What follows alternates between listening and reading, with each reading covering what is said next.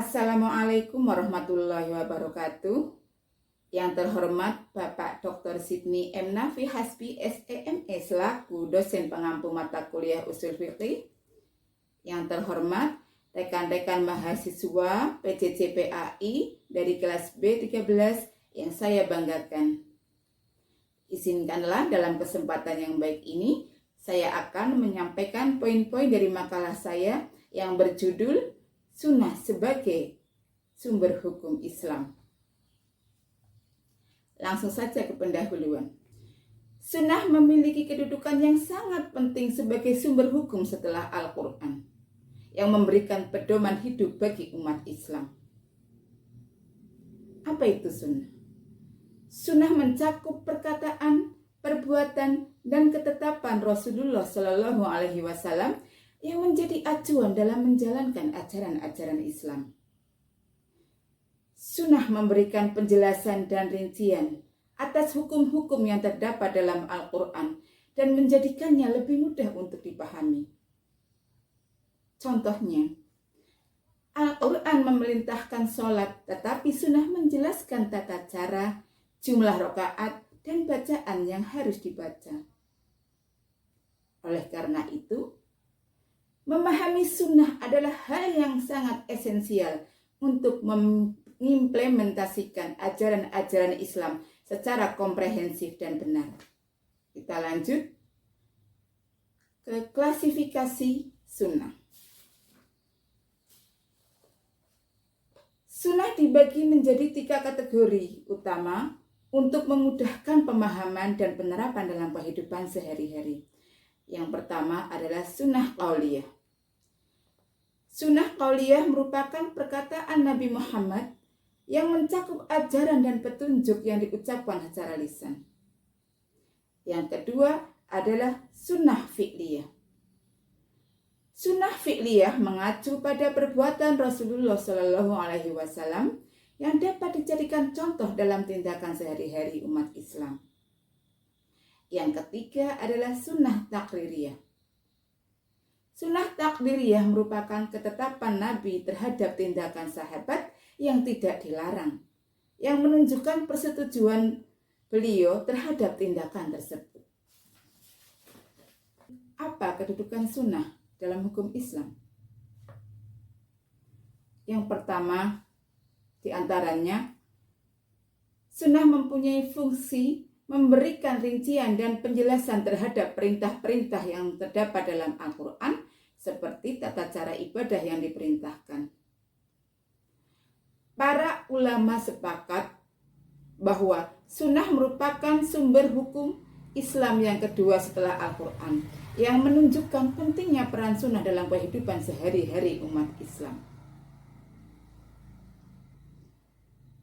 Kita lanjut ke dalil-dalil tentang kehujahan sunnah. Yang pertama, dalil yang berupa Al-Quran.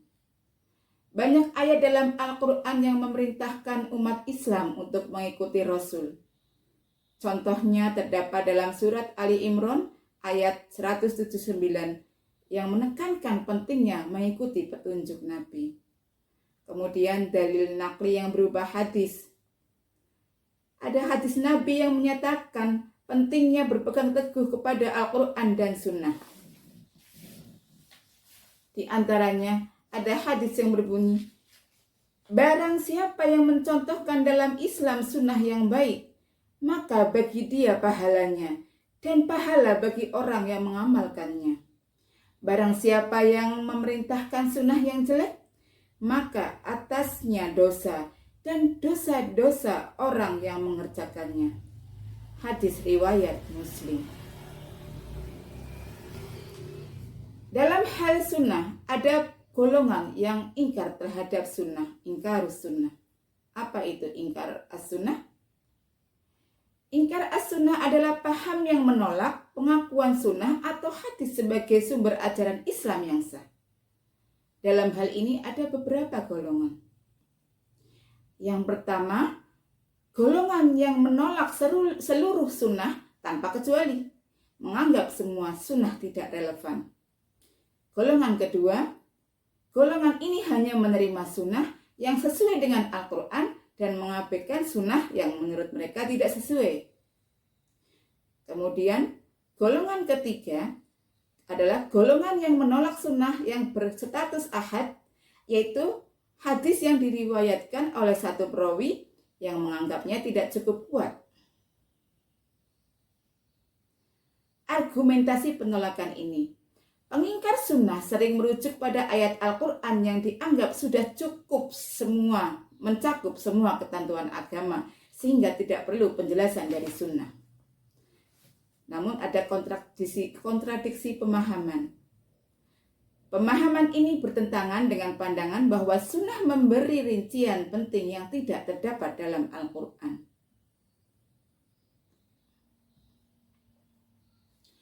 Argumen ingkarus sunnah. Argumen ini menegaskan bahwa Al-Quran sudah cukup sebagai sumber ajaran Islam tanpa memerlukan sunnah. Mereka merujuk pada ayat-ayat Al-Quran yang menyatakan bahwa tidak ada sesuatu yang ditinggalkan dalam Al-Quran. Mereka mencontohkan beberapa pengingkar sunnah mengutip ayat yang menegaskan kelengkapan Al-Quran sebagai panduan hidup, sehingga sunnah dianggap tidak diperlukan. Kemudian juga ada argumen akli. Kalau tadi argumen akli ya, sekarang argumen aklinya. Argumen ini berusaha untuk menunjukkan bahwa pemahaman terhadap Al-Quran dapat dilakukan sendiri tanpa bantuan sunnah. Mereka berpendapat bahwa pengumpulan hadis menyisakan keraguan tentang Al-Quran. Ada juga pandangan sejarah. Sejarah pengumpulan hadis menjadi dasar bagi mereka yang meragukan keabsahan sunnah. Mereka berargumen bahwa proses ini tidak selalu transparan atau terpercaya. Kemudian ada refutasi dari para ulama.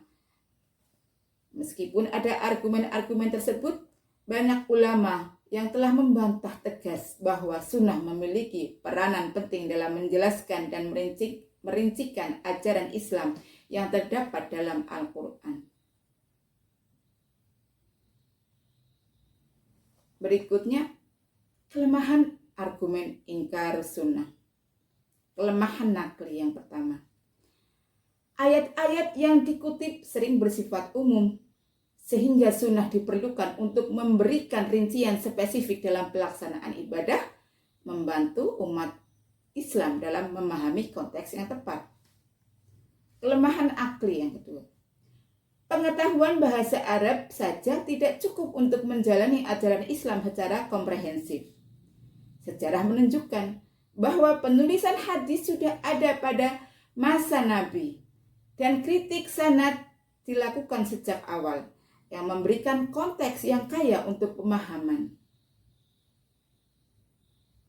Kesimpulannya, bagaimana memahami peran dan pentingnya sunnah dalam Islam?